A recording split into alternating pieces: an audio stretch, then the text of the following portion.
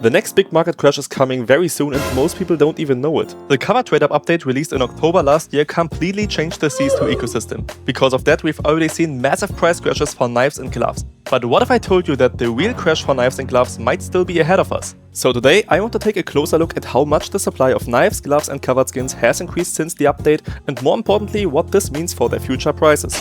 The user, the Greenfire, used the data from the CS2 database to calculate the supply numbers for knives and gloves. He explains the exact approach in detail here. To put it simply, he looked at the supply data for knives and gloves with pattern 1000. This particular pattern can only be obtained through trade-ups, which means that it can be used to estimate the total supply of every individual skin. I took his data and sorted it a little bit so we can get a better overview of what actually happened since the update. And as you can see, the numbers are pretty crazy. According to these calculations, more than 1.1 million new knives and almost 600,000 new gloves have been crafted since the update. Looking at individual examples, we can see that there are now around 134,000 more butterfly knives, which represents a supply increase of more than 30% in just 1 year.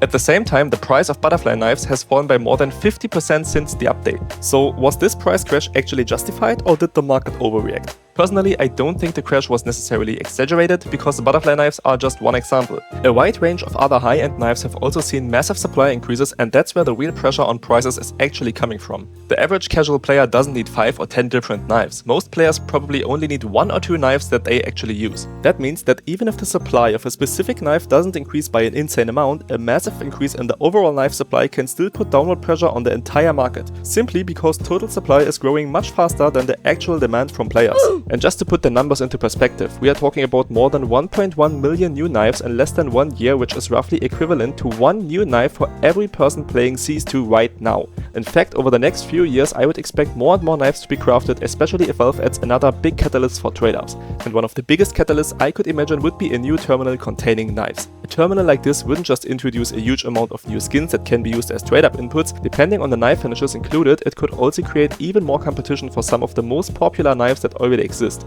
So if we ever get a knife terminal, I would expect the prices of many existing knives to come under even more pressure, potentially causing another significant drop. We have already seen a very similar situation with gloves after the Dead Hand terminal was released, and the glove supply data makes that pretty clear. If we look at the most popular glove categories, sport gloves and specialist gloves have both been crafted on massive scale. Apart from the Gen 1 gloves, the cases and skins from most of the other glove collections are already relatively cheap, and when you combine that with the high unboxing rates and the additional supply coming from the Dead Hand terminal, I think it's very likely that the supply of these gloves will continue to increase a lot in the future. But if you are still looking to buy gloves or knives and aren't too concerned about the long-term value, you can find them at the best possible prices at today's sponsor Marketplace. If you are looking to upgrade your CS2 inventory, check out SkinSwap. By using my code EricssonCS, you will get a free skin worth up to $50 on your first trade. On SkinSwap, you can instantly trade your old skins for better ones, buy skins at lower prices, or sell your items for real money. Plus, using my code gives you a permanent 3% bonus on all sales. Check them out via the link in the pinned comment below. Thanks to SkinSwap for sponsoring the video. The situation with covered skins is perhaps even more interesting. If we compare the supply today with the supply back in April, we can see that both the total supply and the supply of skins with the best possible float have either remained stable or increased. And that tells us something important.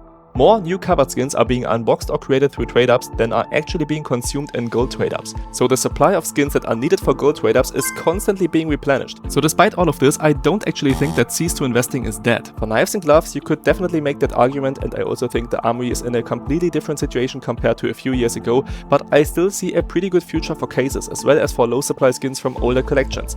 Now tell me what you think. Will knives and gloves ever recover in price, or is the crash going to get even worse? Everyone who comments, likes and subscribes has a chance to win this skin today. Thank you for watching, I hope you enjoyed the video, and I will see you in my next one. Bye!